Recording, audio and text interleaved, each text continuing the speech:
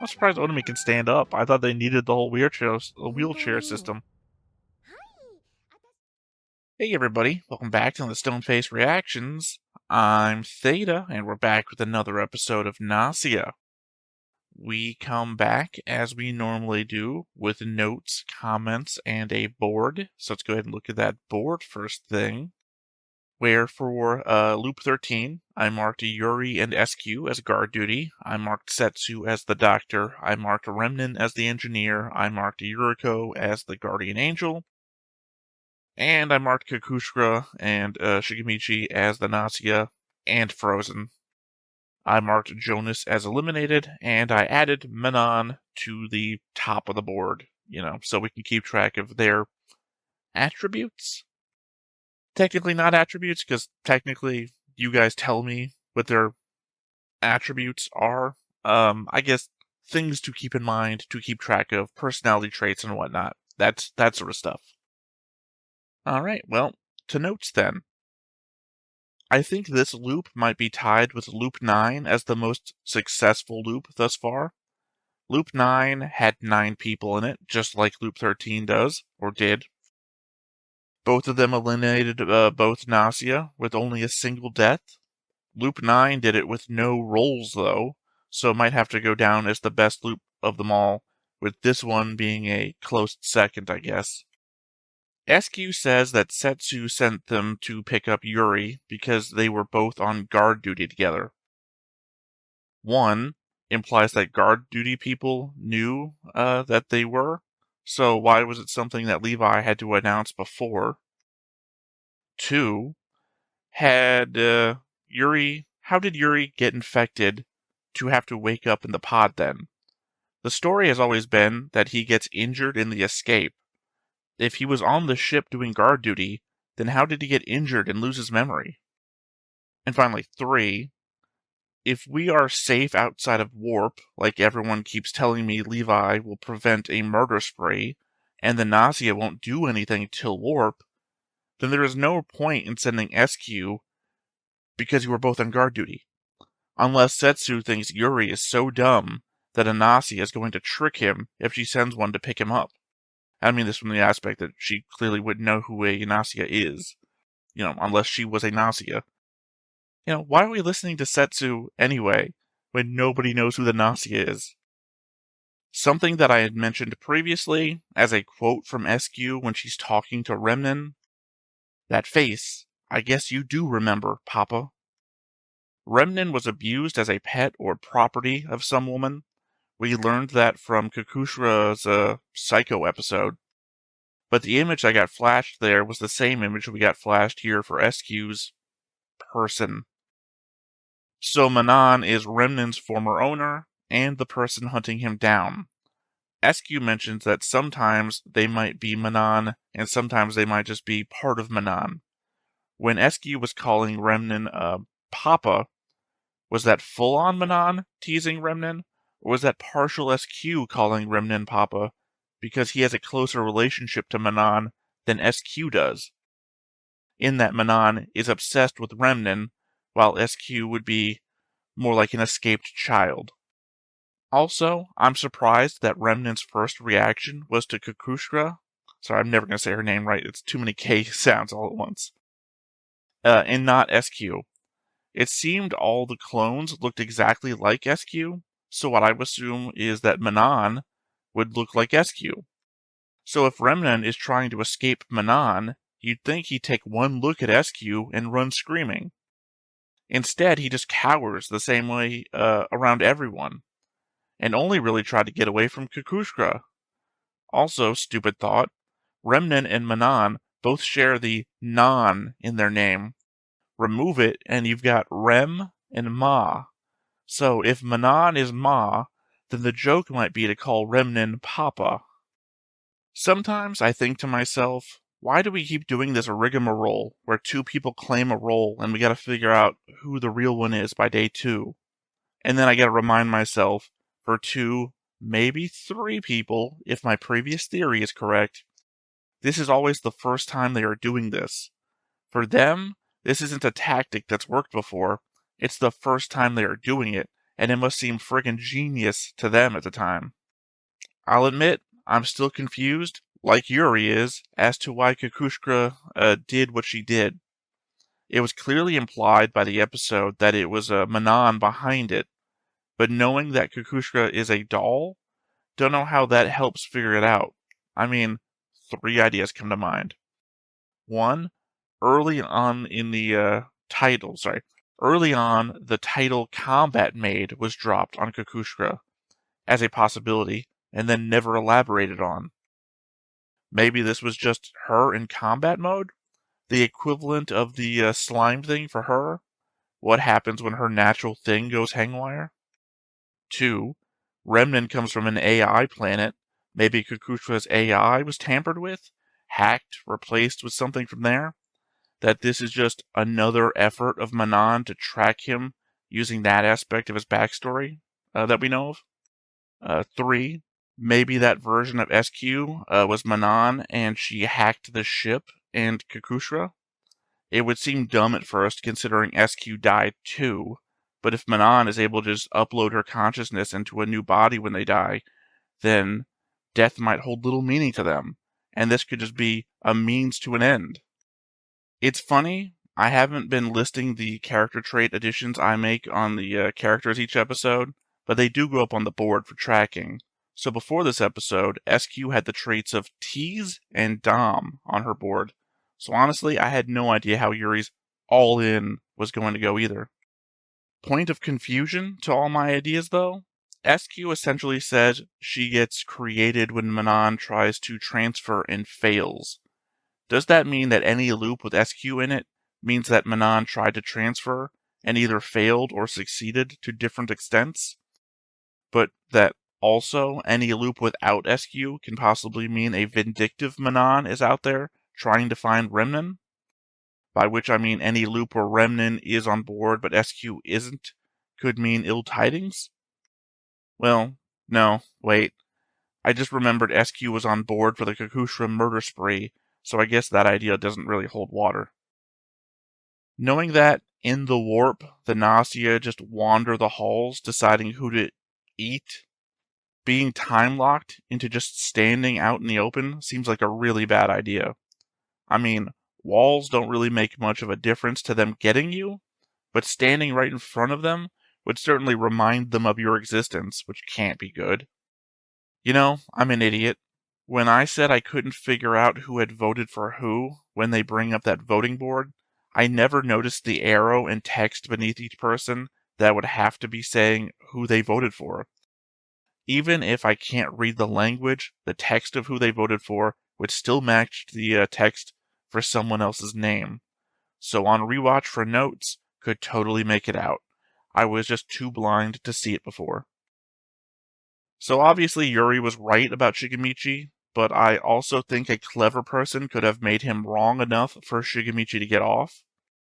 The thing he's saying is that the Gnosia would vote for the same person on day 1, except that we now have the ability to bring up the votes from yesterday and examine them, meaning that if everyone's votes are evidence against them, then it would make sense for the Gnosia to not vote uniformly. You could use that as a defense, why would they do that argument?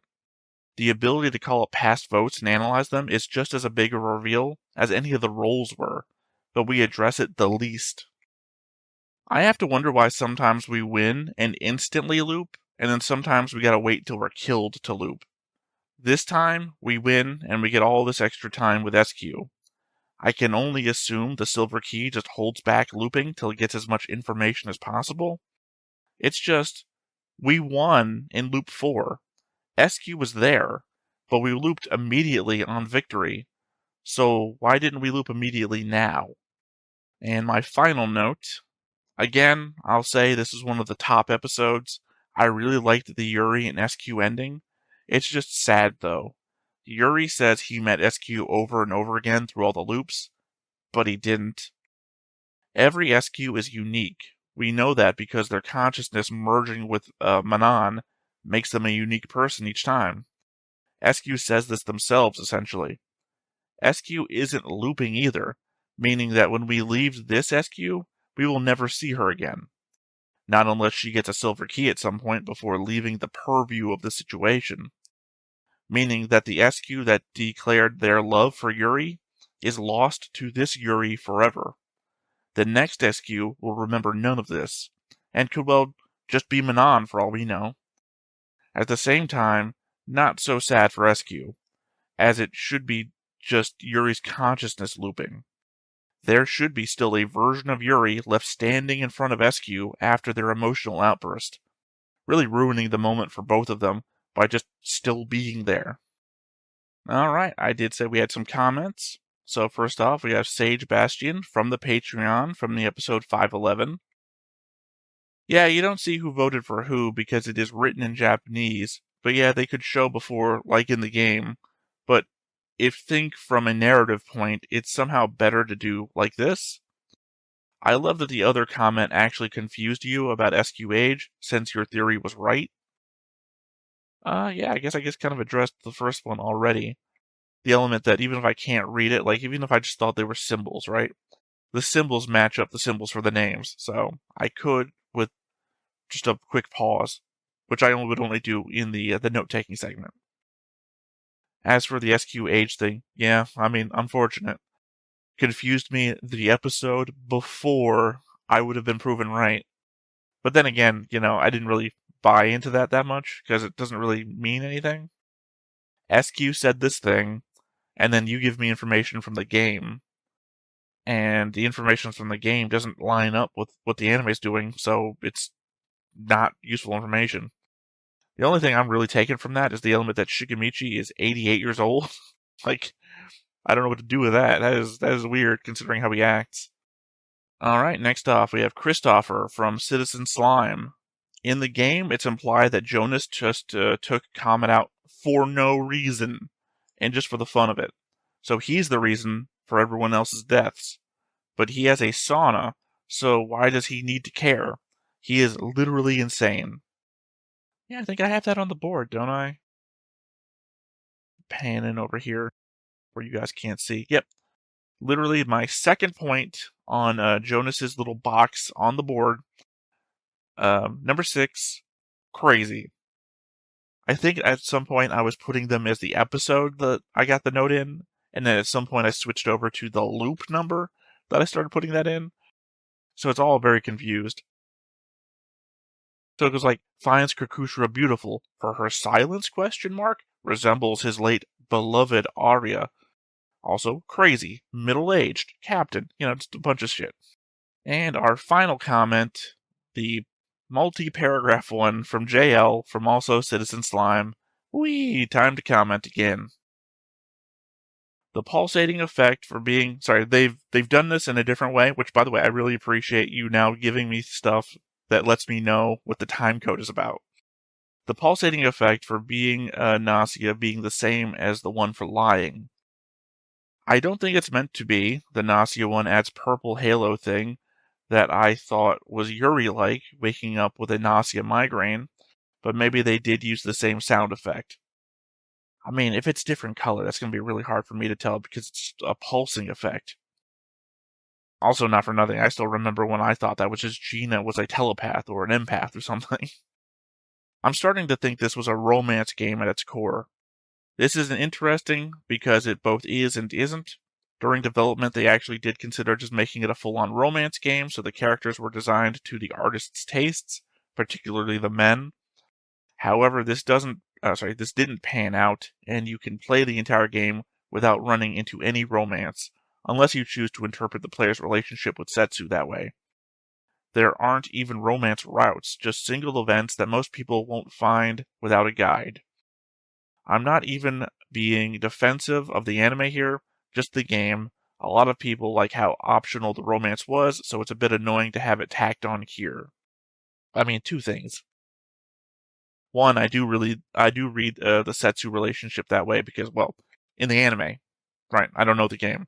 In the anime, I do. Plus, I have the whole theory from before that Setsu and Yuri met up at a cafe before Yuri lost his memory. So, I think that's the attachment there. I had the whole coffee thing that hasn't come up in forever. I might be going nowhere, but that's my theory on that. When you said the artist's taste, particularly the men, I was literally just watching the last episode and noting, oh, there's two round bits on the top of the screen. That's SQ bent over the camera. It's like they do that shit all the time.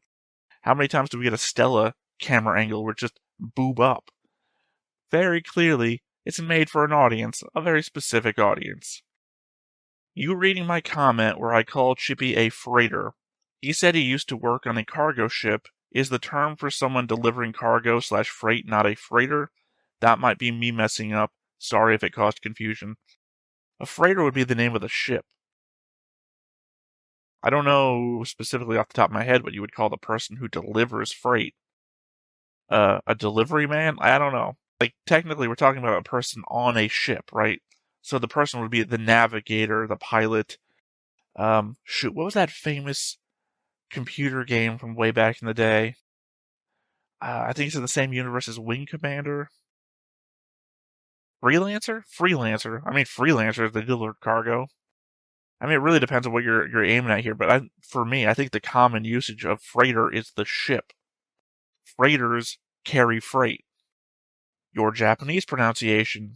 You did fine, all things considered, but at one point you read Shari, R-A-I, like R-A-Y-E, Chare. I only bring this up because of all the errors you could have made. This one loops back around to being accurate because someone like Xia Ming, who speaks in a masculine way, would say Chare. I don't know why, but it's like a thing that some men, especially in anime, pronounce the AI sound as E-A-H-H. So Nai becomes Nei, and Suge becomes Suge. Here's the problem: is if I'm already mispronouncing it, I'm reading your guide about how people mispronounce things, mispronouncing it more than likely. About Setsu being kind of weird when Yuri wakes up as a girl for the first time. So I agree that Setsu being weird there. It's either just them being written strangely, or the other theory is that because Setsu is in a different loop to Yuri, they might not have encountered a loop yet where Yuri wasn't a girl, and have assumed it's their default state. Yeah, I think I brought up before the idea that Setsu is doing different loops. The element that they were already 100 loops ahead of Yuri. And we don't know that they're all happening in order. I guess there's the element that they did have a conversation together at one point where it seemed like they were on the ball. But there's no telling that Setsu didn't give Yuri the silver key, do like 70 other loops, and then Yuri's next loop was her 171st loop, right? I guess I didn't really look at Setsu's key when she held it out in front, because then we could have like done a measurement. I did like the measurement once for when Yuri held his out and how much he had gained over the course of a couple of episodes. So I guess I technically could have looked at Setsu's at one point and then gone back and looked at it at a different point. Maybe next time. Is this going to be a Setsu Rakio episode? God, I wish it was. About how Yuri talks in this episode. This is hard to pick up on if you don't hear the Japanese, but there are multiple first-person pronouns one can use that give a different impression of gender, as well as other things like class / social standing / age. Yuri usually uses boku, which is sometimes considered a boy's pronoun but is overall neutral, as the other people who use it in Gnosia are Remnin, Rakio, and Comet. But sometimes in this episode, Yuri uses watashi, also kinda neutral, but seen more as more expected for women to use. Characters who use it normally include Gina, Setsu, and Jonas. You could interpret this as them struggling with gender expectations, even though, as I've just shown on the DQO, the boku / watashi gender split isn't really a thing anyway, since by the end of the episode, when they're talking with Xia Ming in the med pod, they talk to him using boku. The English subs try to show this inner conflict by having them use words like, a subtle Valley Girl effect, but it's not as obvious. A Rakio voice drama also came out recently alongside the Gnosia Blu-rays. It's about an incident in Rakio's past where they were like 15 and they used watashi in it, What this means has yet to be seen, though, as we didn't have this information until now, although I doubt it'll come up in the anime. Also, some people theorize that when Yuri is trying to act like a girl, they model themselves on the hyper-feminine SQ, which is quite cute in my opinion. Obviously, I don't have much to say about the language barrier that I have with Japanese, in that I understand gendered words. I failed German too because of that. But the idea that Yuri is modeling themselves on SQ, I don't know about that. It felt to me like it was more just a standard. Sorry, the word escaped me the moment I went to say it. Standard trope, right? When a guy's pretending to be a girl for whatever reason, in anime, live action, what have you, they all seem to go for the same thing. And not for nothing, but Yuri was doing the same thing. About Levi just outing guard duty. Yeah, she doesn't do that in the game, but when I wrote my comment, I didn't know yet. Since I guess Levi is the one who confirms guard duty, not each other, that does leave open the possibility that Shigemichi and Rakio somehow didn't know the other one had been on board the ship with them the entire time, even though that's very silly. I don't know, the ship's pretty big. I just, if it was technically guard duty, they should both know that they were in guard duty. If they were just both on the ship and never left, that's a completely different thing. I don't know. I kind of addressed it previously in my own note section, but not really to the point. I just don't have any real thoughts about it, I guess. About how, if it wasn't for being on guard duty, you'd suspect Shigemichi of being Gnosia for flirting with Yuri because he normally has a crush on Stella. You actually picked up on one of his in-game tells. Not so much flirting, but in-game, by default, he almost always defends Stella or agrees with her, unless he's Gnosia or strongly suspects she is. I mean, I don't know, because there's things that other characters do that don't align with their current stuff, and they do it like Rakio. Rakio should be constantly suspicious of Yuri all the time. That was the defining trait through the tutorial episodes, right? Now he's just cool talking to him all the time. Sorry, now they're just cool talking to them all the time. But it didn't follow. It's like the time that Stella was in love with Yuri, and that was the time that Stella was a Gnosia. It's like, okay, that makes sense. That tracks. So sometimes I just don't feel like these things matter as much. So, and the only times I ever figure them out is when they don't matter, When Shigemichi hit on Yuri. It's like, oh, that's not their normal behavior, but they were guard duty, so it didn't matter. Just the Rakio shower scene in general.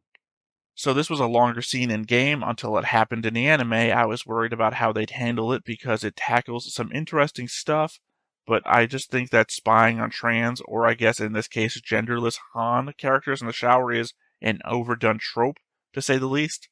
I don't know what you're watching. I don't see that at all in the stuff I watch. Also, getting the event required the player to select an option to choose to spy on someone in the shower room, which would have been a great commentary on how this stuff is an invasion of privacy. If it hadn't been a mandatory event, you need to see it. You need to see to get information needed to beat the game. So I'm okay that they mostly just skimmed past it, but I do miss some of the Rakio vulnerability that we got in the game. The player doesn't swap genders like Yuri does, so rather than just saying that notions of gender don't matter, Rakio's stance is, with their own body, is that one's body is irrelevant to their gender. Basically, what you were saying earlier in the reaction. In Japanese, that scene was also where you learned about the nullectomy/panification surgery, which I spilled the beans on in a comment back in the comment section of episode 5, and Rakio's relationship to it. Well, I mean, your spilling the beans on it didn't really mean anything. If they're not going to address it in the anime, then I guess it doesn't matter, right?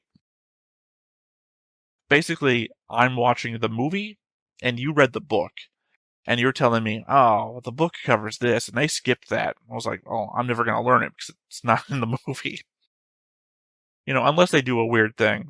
You guys obviously know what loops happen in the game. So if there's a loop where there's a seduction arc or something, and Rakio is going to be immune to it because, or I guess Rakio and Setsu would be immune to it because if it's not like an emotional romance, I would assume it wouldn't mean anything to somebody who had a nullectomy. Although Rakio, I think, implied that Setsu had their, I don't know, for a better word, junk. So, I don't know. Unless something like that happens, then I guess it wouldn't matter. About Yuri's line to Sha Ming that went like, "Oh, you're Gnosia, but don't want to deceive anyone by lying or betraying your teammates." As someone who played the game, that's so funny. Sha Ming has one of the most selfish playstyles. When he's Gnosia, any sign of trouble and he'll drop his teammate like a hot potato. Yeah, I mean, I basically stopped streaming with a friend of mine because of Among Us, because I have the same habit. Legitimately, if it looks like my teammate is going down, I will join the other side to point fingers and point guilt, because looking like a good guy makes me look like less of a bad guy.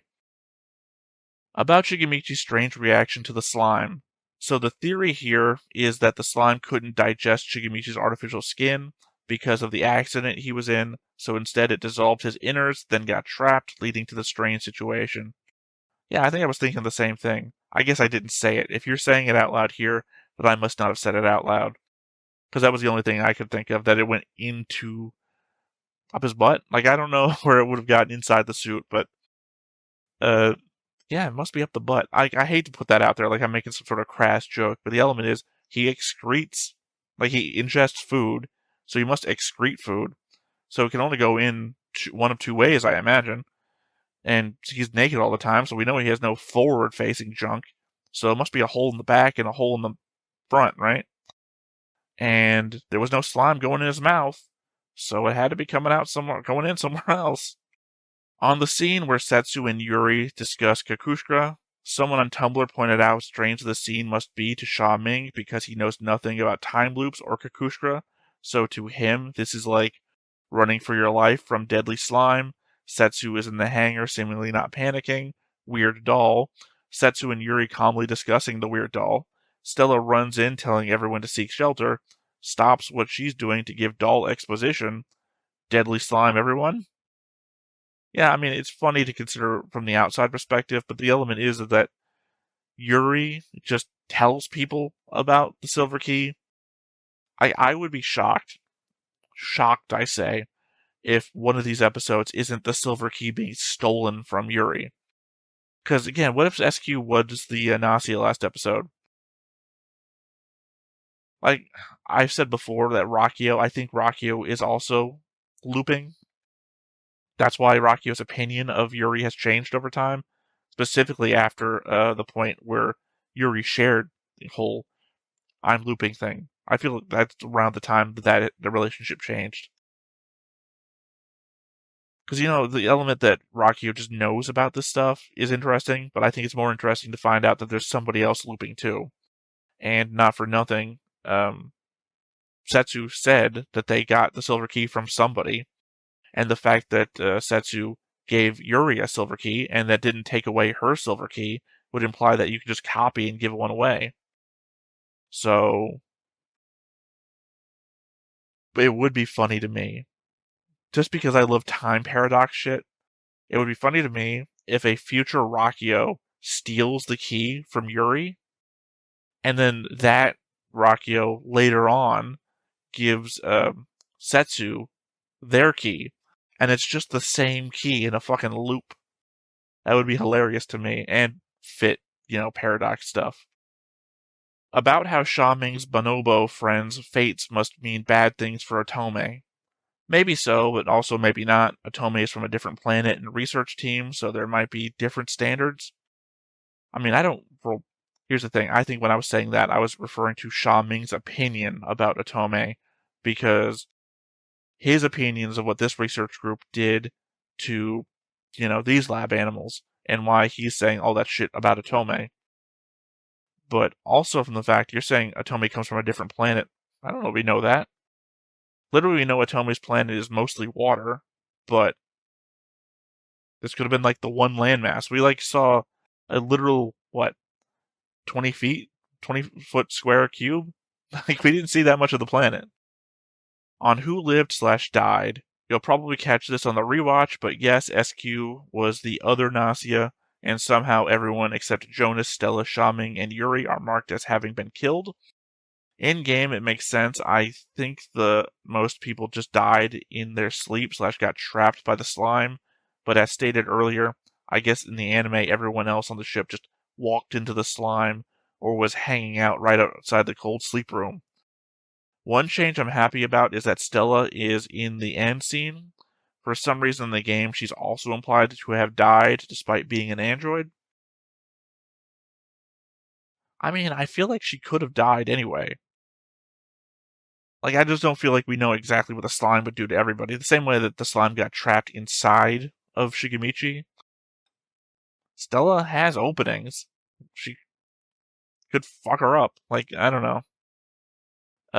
But yeah, obviously, if you've seen the other episode by now, because technically I'm recording this before the other episode has released on YouTube, so I've done my own thing there.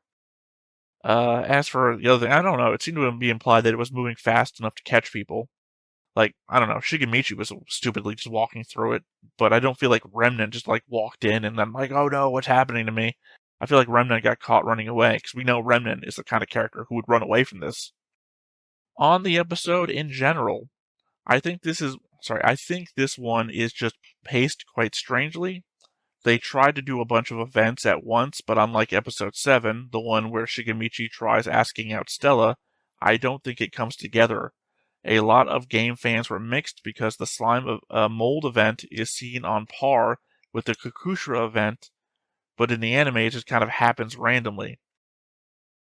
What normally happens is Comet gets sent to cold sleep early on, then you go to bed like normal and wake up to the slime mess and run for your life with Sha Ming. It's actually pretty exciting chase sequence for a visual novel. Probably helps that you don't randomly stop in the middle of it for the Kakushra stuff. Instead, the anime added the stuff with Sha Ming, which is take it or leave it, I guess, and then transition into the slime time by just having everyone randomly be missing. Did everyone just wander over the deadly slime like, what's this? I mean, I would anticipate they just on separate sides of the ship. Like I said, it's a pretty big ship. As a game fan, I think this episode doesn't sit right with me because it's a consequence of flipping Sha Ming's fairly simple character arc. You meet a real jerk, after a lot of digging, he turns out to have a sad backstory, but he's still a sexist jerk. By introducing him as a Gnosia so they could get to the good stuff of his more vulnerable side right away. It misses the key step of him being kind of off-putting, so they tried to offset that by having a scene where Yuri thought they were going to be assaulted, so then they could later go, wow, Sha Ming isn't as bad as I thought. He didn't commit a crime. I mean, this is also not the first time they've pulled this with him, because the first time he was also a Gnosia who locked himself away. So they've doubled down on the self-sacrificing Sha Ming. Like, believe it or not, I like Sha Ming. I mean, he's not my fave, but I do like him as a character. A lot of that is just the game lets him suck. It doesn't really frame him in this, yeah, okay, he makes all the women in Setsu uncomfortable, but it's just self-defense, and isn't he actually quite nice deep down way? He acts like an idiot because it's good for his survival if people think he's pathetic rather than a threat. The girls and Setsu insult him quite bluntly, and no one thinks they're overreacting or being too mean to him. And that's refreshing in a sea of anime perverts that a show/game wants you to think aren't that bad. Anyway, that's enough ranting. I'm biased, of course. It just left me with a weird taste in my mouth. Yeah, I mean, it wasn't the greatest. I mean, let's lock ourselves in a pod together. You're the Gnosia, but I trust you because you've been nice in the past and you didn't do that thing to me in your room when I gave you the chance. But also the element that Yuri might just be attracted to Sha Ming, I guess. That's what I felt like was being implied to me. The element is that we literally just got done watching 511, which I said I put near the top. And here we are talking about Citizen Slime again, which was, again, weird. I don't know. I guess you could have made it as good as the Kakushra thing. But the element is the Kokushra thing happens at the end of the episode, right? Citizen Slime also just happens at the end of the episode. I guess the element, though, is that Kokushra is a person, so it's really weird seeing them do what they're doing, and you just can't figure it out. It's like Jason Voorhees is on the ship. I guess Jason X, if you want to go that route. Versus the slime, which is just an unknowable entity. And we haven't been dealing with that. Well, I guess we have the Gnosia, technically. But it's just, it's a weird, it's outside of our scope, usually. Because usually we're dealing with other people and the results of their past or learning about them. Whereas this is just, what does the slime do when Comet dies? That's weird. I obviously don't have as much of a problem with it as you do. It was just, I will agree, it's a weird episode, though. Anyway, that was the notes, that was the comments, that was the board, so nothing left to do but hop in to this episode. But before we get started, make sure that you hit the like button, hit that subscribe button, comment down below to feed that algorithm. On top of all that, if you want to watch more shows like this, unfiltered, uncensored, and uncut, as well as some early access stuff, you can check it out over on the Patreon. It's just $5 a month, but hey, no pressure. There's zero pressure in order to do that. It's just a little bit of extra support, and it would be greatly appreciated. This is the planet we left from? Nope, it's Gina's backstory.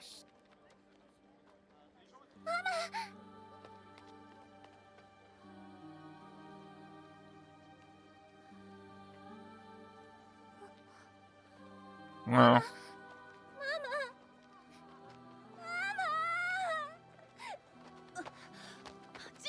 I was worried that Gina was a fucking orphan. I couldn't figure out if she told us that or not.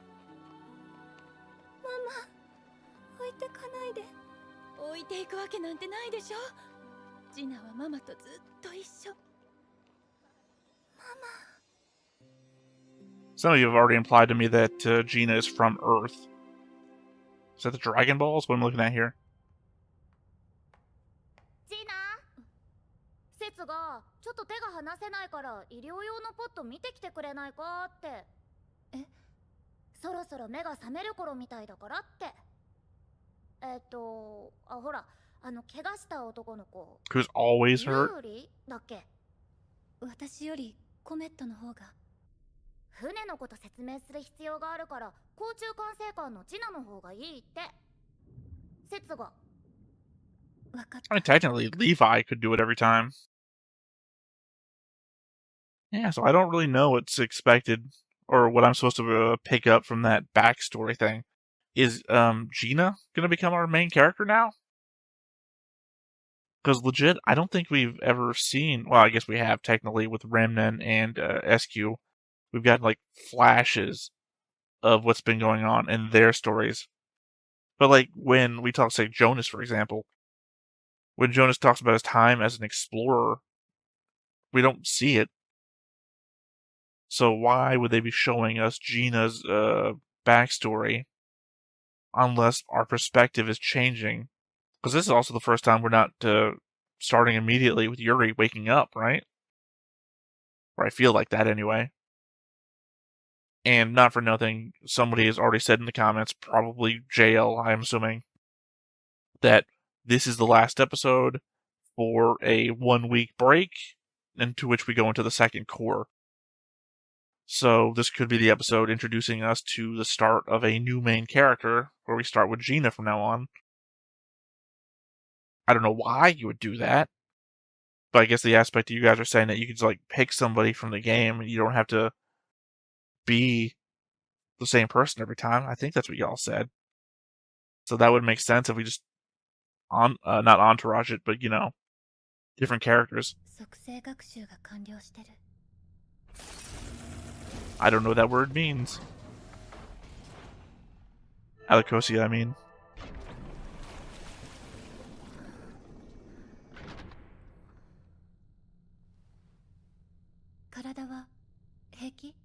Everyone has a really bad habit of leaning right into your face.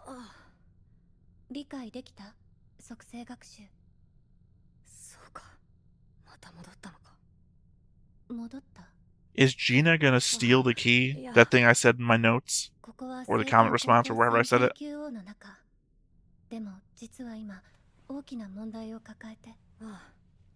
グノシア汚染者がいるんだよね。 Don't say things unless you're told about them. うん。早く行こう。 Because it's really weird that you're saying this to Gina, and Gina just woke you up.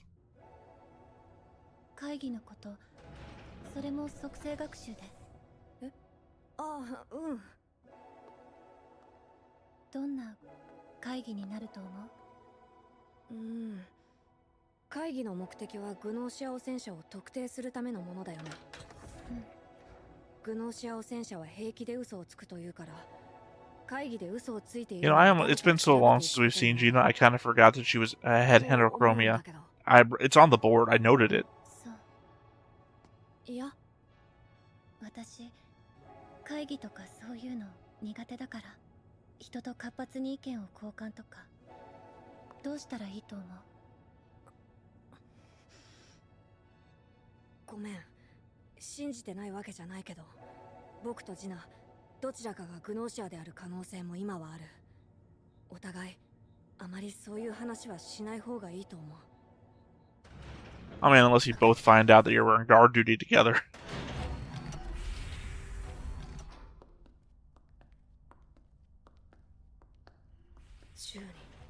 この中にグノーシア汚染者が。 So still not even a full crew. それで記憶喪失の方は Hey, I'm back in it. 属性学習のおかげでだいぶいいみたいだよ。ラキオ。じゃあこれで全員揃ったようだから。To be fair, I guess Rocky really mainly distrusted Yuri because of the amnesia. So now that's not a thing. ではまずエンジニアが一人いるようだ。名乗り出る頃合いだと思うが。発言者なしか。初日に名乗り出るメリットは少ないからね。Oh. でもエンジニアさんがわからないと進めようがないように思う。 Legitimately, とりあえず怪しそうな人物に当たって I complained about it in my notes, and now we're actually not doing it anymore. 演じているかもしれないものとかね。て会議をリードしてるやつも怪しいっちゃ怪しいけどな。なるほど。これでわかった。 I mean, to be fair, we didn't get a first-person perspective from Yuri. 協力関係にある。そうなの？違う。俺は思ったことを言っただけだ。 Last couple times Yuri's had a role, we saw it through a first-person perspective that his vision changed. 愚かな時を失うだけです。そうだね。このままだと特に根拠もないまま誰かを選ぶことになる。それはある程度仕方ないことかもしれない。それに言葉じゃなく仕草や声のトーンを見分けた方が嘘を見抜くには有効なこともある。僕はそっちの方が Time to pay off learning everybody's stuff. どう思う？今の僕の話。 I feel like Gina has had less time on all the loops than everybody else. 時には直感で決めることも重要。 I think she's probably matching up with Otomi now. まもなく時間になります。Who is the Gnosia?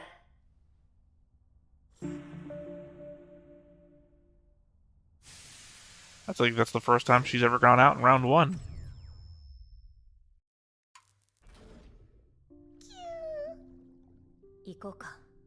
Well, you know it wouldn't turn green. There's two Gnosia. You only took out one person. 当然怪しまれるけど、黙っていすぎるのも良くないよ。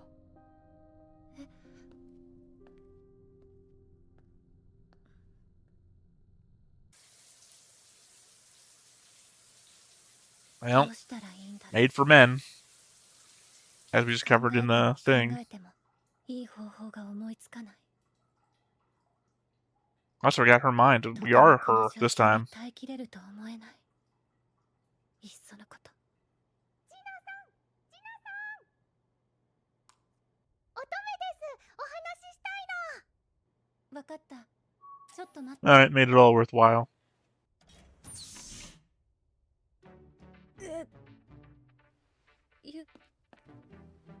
ユーリ。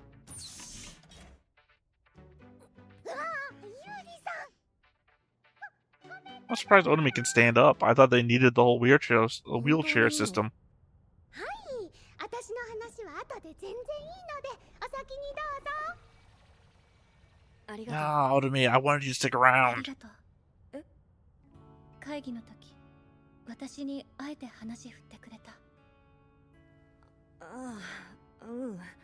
いや、なんかエレベーターで突き放すような言い方をしてしまったから。ごめん。別に悪くない。 I'm hoping we're not leading into like the harem. 言ってることは正しいから。 As I said before, it seemed like everybody has a kind of a thing for Yuri. ありがとうばかり。本当だ。これでもお互い信じるわけにはいかないの。 それは But I feel like Gina's whole thing is that she has abandonment issues and she's like locking on to like people really 私は easily. そうは思わない。来て。宇宙空間に出るの？え？あ、いや。 Because he did that ど before. うしてそれを？ You're fucking bad at this. 何？ 銀の鍵という Did I not say this? He's gonna get it fucking stolen from him. 僕はこの力で同じ時を何度もループしているんだ。 Did Setsu like not warn him not to do this? ああ、もう何度も会議をしているし、投票も何度もしている。私がコールドスリープに？ああ、そうなった世界線もあった。 Maybe that's gonna be the thing. 最後まで生き They'll 残っ just た start 時があった。 sharing the silver key and find a timeline where they're ご all めん。 looped so often and come together and they all just know everything. グノーシアだったことは？え？私がグノーシア汚染されていたことはある？あるよ。そう。ジナだけじゃない。節やラキオがグノーシア汚染されていた世界線もあった。僕自身が汚染されていたことも。嘘ついてた？ Yeah. その時、私嘘ついてた。 Legitimately, you're the first person we got that lie thing from. 一緒に宇宙空間に出て、お互い信じられるか確認しようって、そう言われて騙されたこともある。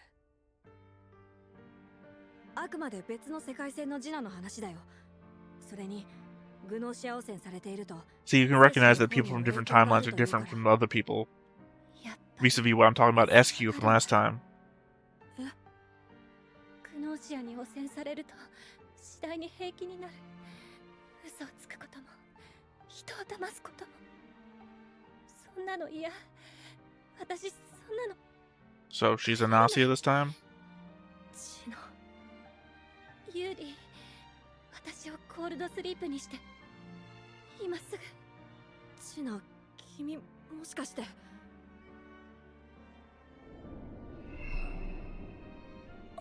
This is like the luckiest ship ever. Just about everyone that's a Gnosia wants to be taken out. 待って。待つんだ。 Yuri's one too?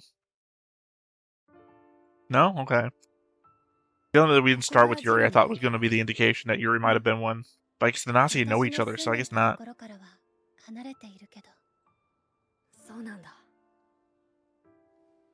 嘘は嫌い。え？嘘はつきたくない。うん。でも気がつくと平気で嘘をついている。いざとなると人間と同じように振る舞い、みんなを無意識に騙そうとする。嫌だって思っているのに。わかるよ。僕もグノーシアになったことがあるから。ユーリも嘘を。ああ。 Yeah, I mean, you have to, not to get voted out. みんなに人間だって信じ込ませようとしていた。それが当たり前だって思ってしまうんだ。なら、どうして？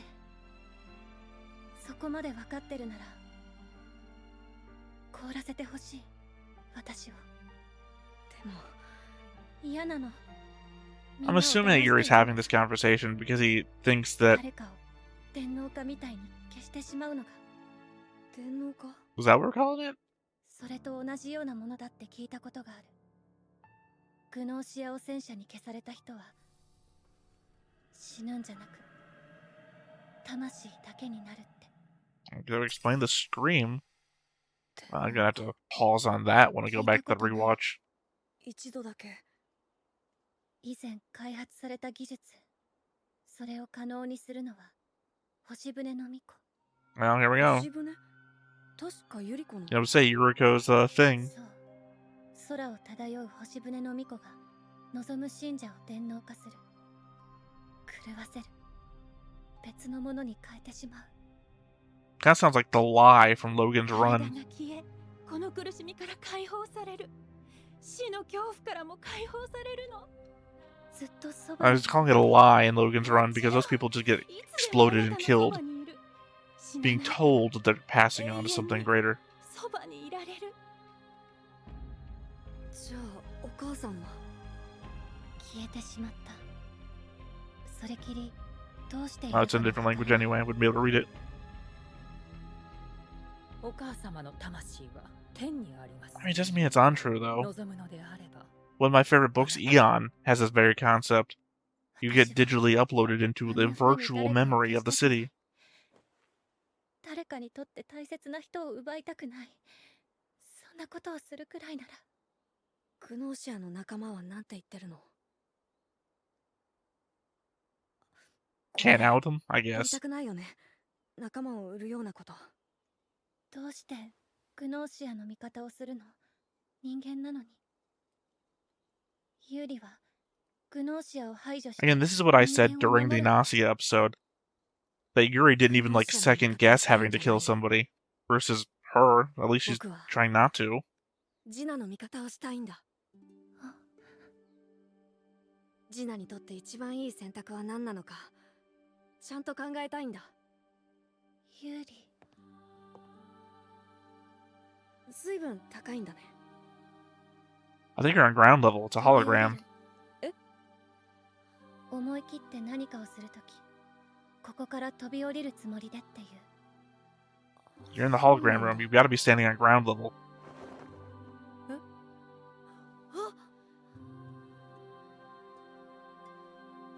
I would say the hologram room. Oh, okay. I was gonna say the hologram room has no elevated platforms, but I guess it can rise and lower. ありがとう。空間転移まで4、3、2、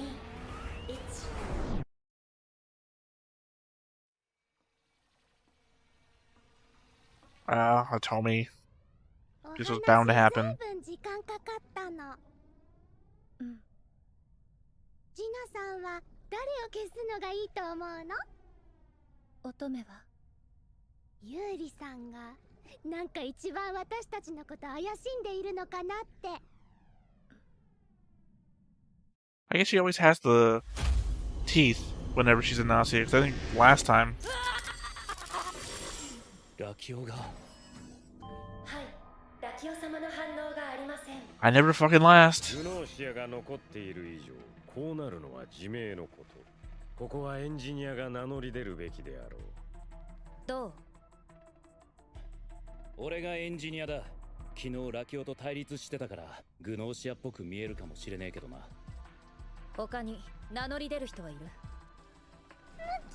すごく変なのです。エンジニアさんは一人だけのはず。 Yeah, it makes sense. I have two Gnosia left, and one of them is bound to lie. Not Gina. Explaining why she's bad at lying. まあそういうことになるな。ジナさん。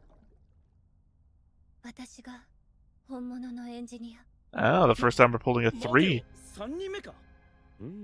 これは面白い。ですが、そうなるとこの3人のうち2人がグノーシアという。 No, it doesn't mean that at all. You could have somebody really stupid pulling a game too. 1人が本物、2人が偽物。ジナさん。とりあえず3人の報告を聞こう。誰を調べたのか。俺は乙女を調べた。結果はグノーシアだったぜ。 Is Gina gonna out Otome? シキさん、グノーシアさんでした。ジナは。 Oh, I don't like how this is putting Otome off. 調べた。 Even Gnosia Otome. 結果はグノーシア。2対1。多数決なら勝負ありだが。いや、違う。この3人のうち2人がグノーシア。 That's not true. You can't claim that's true because there's two idiots playing a game. となると矛盾しないのは。スピゴ、人間ってこと？ど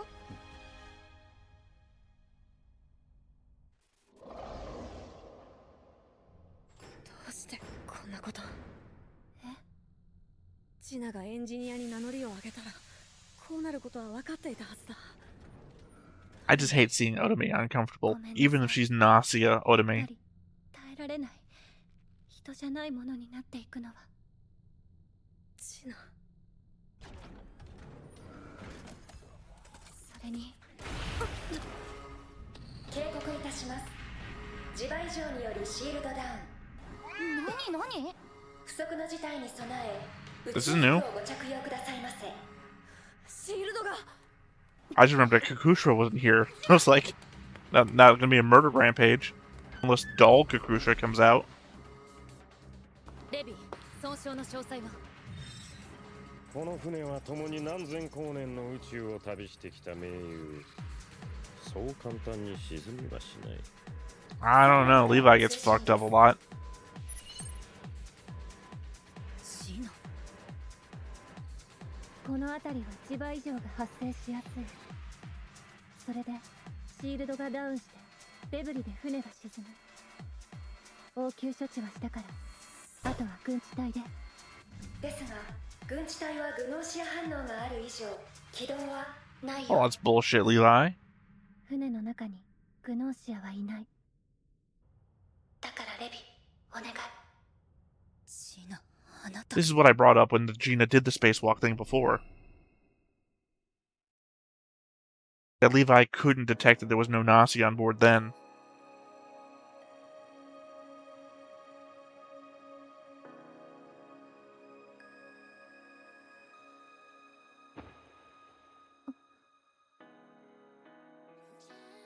So I think the point of this episode is that we can treat the Gnosia as people. Even though they just fucking kill in the middle of the night for no reason. ありがとう。ずっと嘘が嫌いだった。嘘をつくのも疲れるのも初めて嬉しかった。嘘でもそう言ってくれて。嘘じゃない。 It's a romance game. Despite what the comments said, it's a romance game. はいなくなってしまう。私と一緒にはいられない。そうだよね。それは。私、分かってしまったから。私、それでも、ユーリのことが好き。 See, どこかに行ってしまっても、だから。 this is why on the board I have the comment under the Gnosia, loves Yuri, question mark? Because every Gnosia always loves Yuri too. 私の好きなユーリ。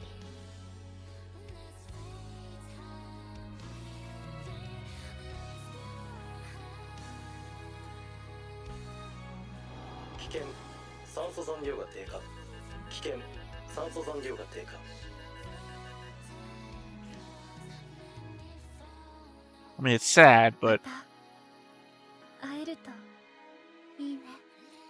I mean, we've heard that from her before too, when she was a Gnosia before.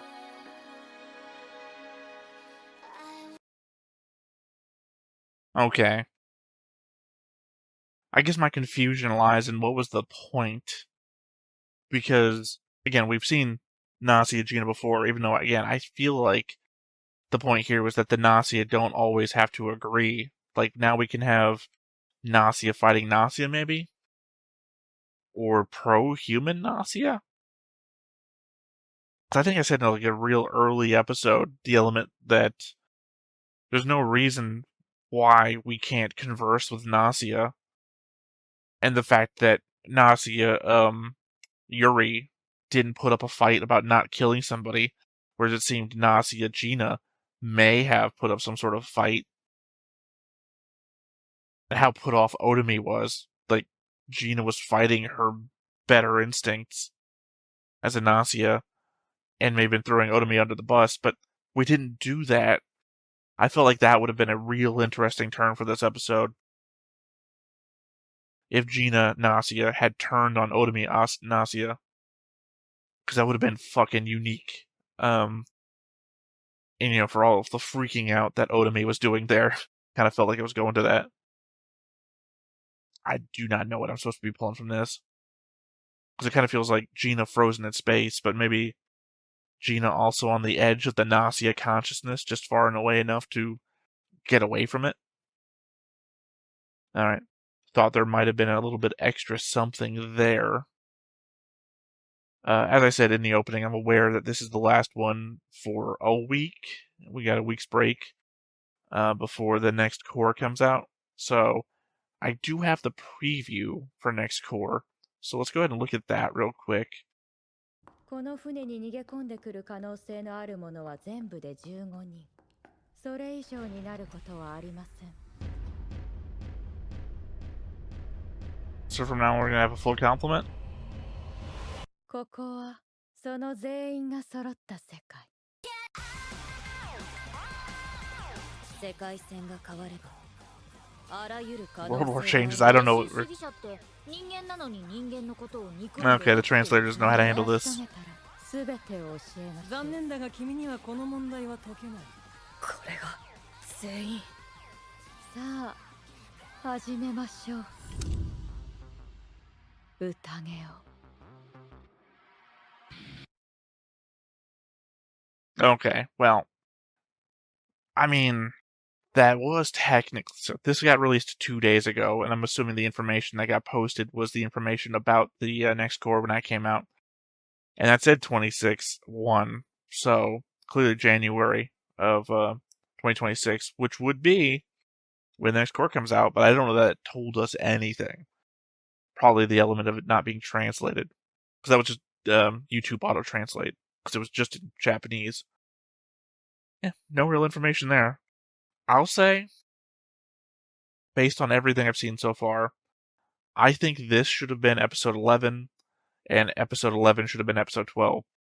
SQ's whole thing ties in to more stuff, I feel like, than, sorry, I just had a thought. The SQ stuff I felt like tied into more stuff. The Remnant thing, the possibly Kukushka thing, obviously SQ's thing, the element that there's an independent outside person, Manon, who might be fucking with stuff. Whereas the thought that it just occurred to me, the Gina thing, the only thing I can pull from that is the element of cyberization being death, but maybe she's wrong. Because I think she might be wrong. Because that only ties into Yuriko, and Yuriko hasn't spoken about anything. So I'm assuming this is going to be a thing that Yuri's going to have to bring up to Yuriko at some point if he remembers. I don't know how valuable he found this information to be. Because again, I mentioned before, Eon, one of my favorite sci-fi books, a hard sci-fi book by Greg Bear, features a future city and after a post-apocalyptic Earth. Mankind transfers everything, hauls out an asteroid, transfers it all to the inside of the asteroid, sets sail, I want to say, to another star. But they, in fact, create an infinite chamber inside of the asteroid that goes on past the outer edge of the asteroid. And basically, the city there is all of humanity in one city, and it's overpopulated. And the way they handle that is that people upload their mental state, their consciousness, everything, into the city memory, where they just live as ghosts, they say. So, cyberization just feels like that to me, though we have no evidence. The show hasn't yet presented any evidence that those people are actually dead. Not for nothing, in Eon, there is an alien race called the... God, what are they called? Wart? Gnat? Wart? They're like fleas. They're basically sci-fi fleas, humanoid fleas. And they worship a future intelligence. Basically, all they're doing is they're collecting information for the intelligence that will exist at the end of the universe, which is basically all living intelligence comes together and forms like a mega mind, a super mind or something. Basically like the mind of God or something like that. All information, all gathered in one spot. Well, I mean, I know I'm taking shit from outside sources now, and it might not have anything to do with Gnosia. What if that's what they're doing? What if they're just digitizing people and storing them for later? What if the idea is that this is introducing the concept of that's how they kill you, but it's not actually killing you, they can bring it back? I think there was another sci-fi thing where somebody had a gun and they would shoot people and they would like disappear, disintegrate. And it turns out that they're not being disintegrated. It was like a teleporter gun. They're being teleported somewhere else and we can bring them back. That sort of thing. Maybe we're introducing here the concept that the Gnosia aren't actually killing, even though that's what they say that they're doing. And we can bring them back. Maybe if I pause the consent form and I get in the code cracking form, we can figure out what that says, and it actually says, we're not killing you, we're sending you somewhere. Or Yuriko can clear this all up. I mean, maybe I'm looking at this with rose-tinted glasses, and maybe they are actually dying, and that was not the point at all. I don't know. Again, this one just kind of lacked the luster of episode 11 for me. It was nice seeing Gina's point of view, but I don't really think we paid that off either. Because the element is that we don't really see other people's point of views. It's all Yuri, and this time it was Gina, and it was just backstory and like a couple of thoughts she hates about lying, and then she spent most of her time around Yuri anyway. And not for nothing, a bird here, Rakio, killed off in Warp 1, as per. I thought it was real clever there for a moment. I thought we were actually going to see someone try and steal the silver key from Yuri. Because, the dude just shows it to everybody. Someone's going to try and take it eventually. Yeah, I mean, I feel like someone out there is going to say, oh, something really big happened and you're not talking about it. But if something really big happened and I didn't talk about it, this one just escaped me. Anyway, next week, if you're here for this time slot, obviously there's not going to be any Gnosia. Technically, I could, because I'm 1 week staggered. I always record this, or actually I record this the week it comes out. But on YouTube, I release it a week after that, so that Patreon can get it first. So technically, it wouldn't be impossible for me to release it on YouTube. It would just put me in the same time step, and not for nothing, I don't care about getting everybody who's there the day of release to watch the reaction. I just want to share it with y'all. The timeline doesn't really matter to me.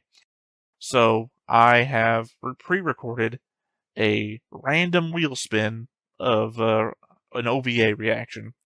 So that will be here in next week's time slot, and then after that, we will be back in with the second core of Gnosia. So until then, once again, I have been Theta. This has been Stoneface Reactions, and we will catch you next time. Bye-bye.